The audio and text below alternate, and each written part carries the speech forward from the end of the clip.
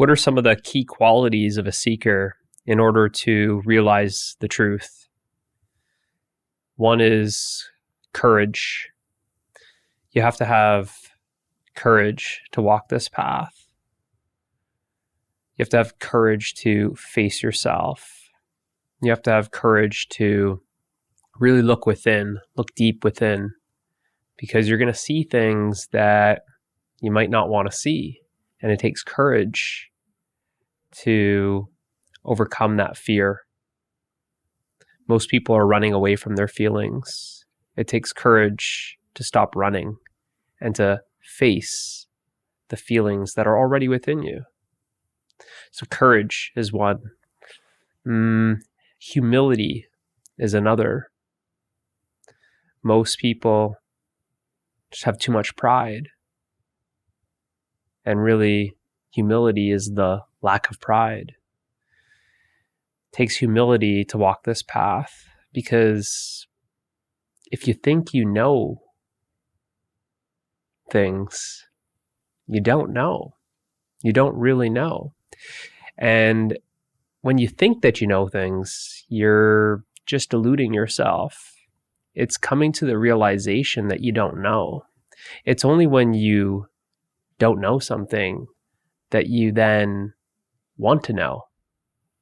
So out of this humility arises the next key quality, which is curiosity. You have to be curious. If you want to go on this adventure and take the journey to discover the truth, well, you have to have curiosity. You have to be curious. You want to know the truth. There's something in you that wants to know, and it feels like it can't rest until it knows. This is that curiosity. So you're curious. You want to know.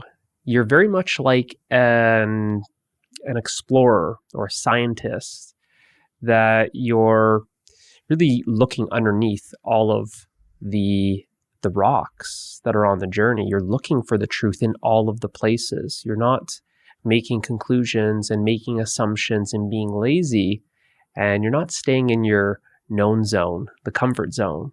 You're willing to step out of your comfort zone. It's the curiosity that gets you to step outside your comfort zone and start exploring the unknown. So curiosity is another one. What is another one here? Openness. Openness. This is a quality that most people don't really talk about, but you have to have an open mind. That you have to have an open mind. You have to have an open heart. You just have to be open.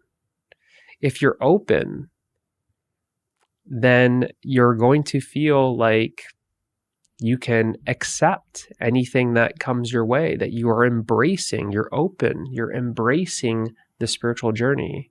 You're embracing life. You're embracing all the experiences that you are experiencing on the journey. So this openness, that you are walking the spiritual path with an open mind and an open heart. Openness is key. What is another one here? Might not be a quality, maybe a quality, more of a skill, but your level of discernment, your ability to discern what is true or false. And this is something that's almost like not acquired, just like it reveals itself, that you have this high level of discernment, that you can really tell what feels off, what feels right, and what's true and what's not true, because there's a lot of delusion on the path. There's a lot of different groups and spiritual groups that you're going to have to walk through, that you're going to have to walk by. And if you just assume that that's the truth and you settle for that, then you haven't gone as far as you could, right? And it's kind of like the saying that it's lonely at the top, that at the bottom of the mountain, there's a lot of there's a lot of different paths. You can go to a lot of different places, and there's where the big crowds are at the bottom of the mountain. And as you start traveling up the mountain, there's less and less people. So without the discernment, you can easily just essentially camp near the bottom of the mountain, and you don't go up. You don't continue the exploration, and you don't actually reach the top. So discernment is crucial. Patience, that you have to have this patience, because you're not going to realize it overnight. It's something that may take many years, many lifetimes, who knows? And that's just what comes with being patient. You don't know. You're patient. You're present. Because you're present, you're naturally patient.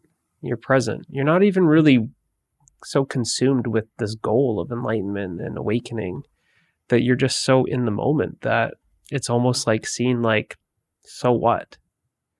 So what? This is actually, it doesn't sound like a good quality to have this so what attitude, but it actually is. I don't want to get into it in this video, but just this goal, because the goal is always in the future. Goals only exist in the future. And the truth is present here now. So it's actually a very key quality, if you want to call it that. Although it's not a quality, it's just key to be present. This love for truth, that really on the journey, you start having a love affair for truth, that you just love the truth so much that you respect the truth, you honor the truth, you're devoted to the truth, you're committed to the truth. It's like truth or die. Because that's actually what's needed, is that you actually have to die for the truth. In order to realize the truth, you have to die for the truth. So yeah, you have to have this love, this devotion, this respect, this commitment, this dedication. It has to be like what you're eating and breathing. Because when you realize it, you realize that you are the truth. So it makes sense that you're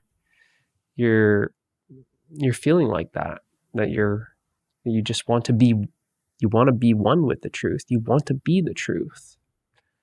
Because in reality, you are the truth. What are some other qualities here?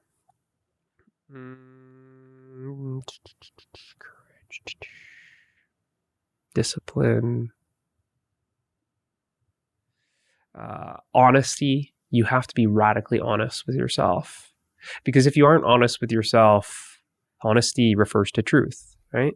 So if you aren't honest with yourself, right, you're not being truthful. And if you're not being truthful, then you're being full of lies. And as long as you're being full of lies, then you're always going to be deluding yourself.